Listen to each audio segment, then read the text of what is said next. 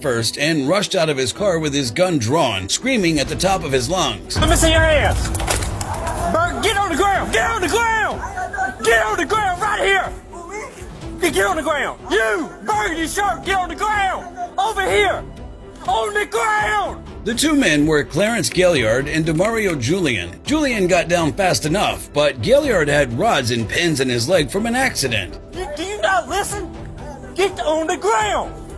He had his hands up as he tried to explain, but with the officer charging at him with the gun pointed head on, Gaillard got on all fours. But Dukes was determined to get Gaillard flat on the ground. He raised a leg and stumped Gaillard on the back of his head. Get on the ground.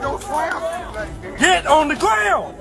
Other officers had responded to the call, and Dukes told one of them that Gaillard had hidden a gun. There's a gun behind me. There's a gun, I believe, behind me. I ain't got no gun there. Put your hands behind your back. Is there a gun back there?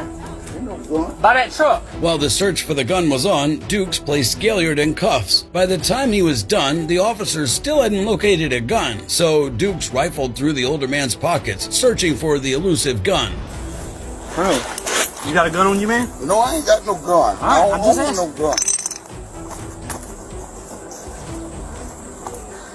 Turn back over. Paul, do you watch him say?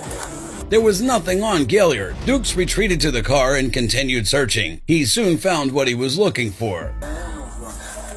Alright, that's what he had. The gun turned out to be a stick that Gaillard used to warn off stray dogs. Once the officers got 58-year-old Gaillard on his feet, he said Dukes had smashed his head against the concrete floor. Yep. Listen. Yep, they slammed my head Listen. down on the cement. Yep. Go back inside. Go back in the house. Go back in the house. Ain't nobody talking to you. I got head trauma. Go back in the house. Yep.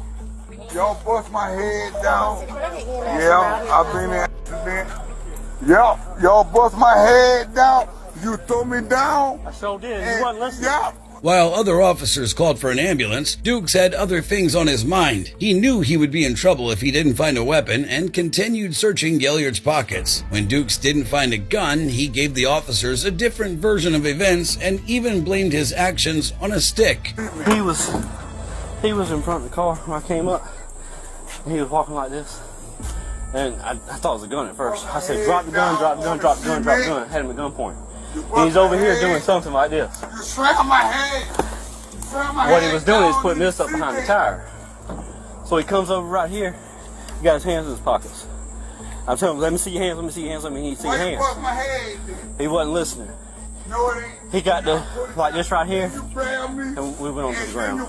How crazy is that? Julian came around asking Dukes for his card, and he came up with lies and excuses. Can I get a card from you? I don't have one there. We don't have one. What's your They badge don't give us cards. Okay, what's your badge number? 1059. Let me see if I can get my phone. Hold on. But his sergeant wasn't covering for him, and she shot Dukes the nastiest glare as she handed them over. Hold on, we have cards. Okay. Thank you. Gaillard sustained head injuries from the attack and was paid $650,000 by the city. Dukes wasn't so lucky. He was out of a job and charged with first-degree assault and battery. You'd think things can't get any worse than assaulting the elderly.